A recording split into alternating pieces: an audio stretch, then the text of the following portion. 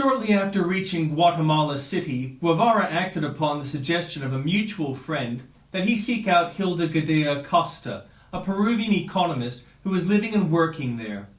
Gadea, whom he would later marry, was well connected politically as a result of her membership in the Socialist American Popular Revolutionary Alliance, APRA, led by Victor Raúl Haya de la Torre, and she introduced Guevara to a number of high-level officials in the Arbenz government.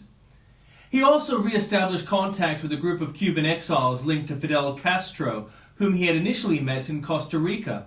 Among them was Antonio Nico López, associated with the attack on the Carlos Manuel de Céspedes barracks in Bayamo in the Cuban province of Oriente, and who would die at Ojo del Toro Bridge soon after the Granma landed in Cuba. Guevara joined these Monchadistas in the sale of religious objects related to the Black Christ of Esquipulas, and he also assisted two Venezuelan malaria specialists at a local hospital. It was during this period that he acquired his famous nickname Che, due to his frequent use of the Argentinian interjection Che, pronounced Che, which is used in much the same way as hey, pal, or mate are employed colloquially in various English-speaking countries. Argentina, Uruguay, Paraguay, and southern Brazil, where the interjection is rendered in ch in written Portuguese, are the only areas where this expression is used, making it a trademark of the Rio Platense region. Guevara's attempts to obtain a medical internship were unsuccessful, and his economic situation was often precarious, leading him to pawn some of Hilda's jewelry. He maintained a distance from any political organization, even though his political thinking at the time manifested a clear sympathy towards communism. Despite Guevara's financial woes, he rejected an offer to work as a state medic when it transpired that he would have to affiliate himself with the Communist Party of Guatemala. Political events in the country began to move quickly after May 15, 1954, when a shipment of Skoda infantry and light artillery weapons sent from communist Czechoslovakia for the Arbenz government arrived in Puerto Barrios aboard the Swedish ship Alfhelm. The amount of Czechoslovak weaponry was estimated to be 2,000 tons by the CIA, though only 2 tons by John Lee Anderson.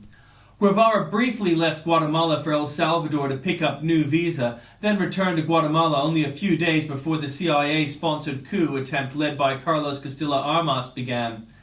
The anti-Arbenz forces tried but failed to stop the transshipment of the Czechoslovak weapons by train.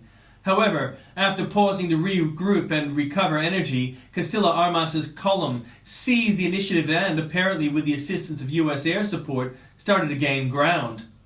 Guevara was eager to fight on behalf of Arbenz and join an armed militia organized by the communist youth for that purpose, but frustrated with the group's inaction, he soon returned to medical duties. Following the coup, he again volunteered to fight, but his efforts were thwarted when Arbenz took refuge in the Mexican embassy and told his foreign supporters to leave the country. After Gadea was arrested, Guevara sought protection outside the Argentine consulate, where he remained until he received a safe conduct pass some weeks later. At that point, he turned down a free seat on a flight back to Argentina that was offered to him by the embassy, preferring instead to make his way to Mexico.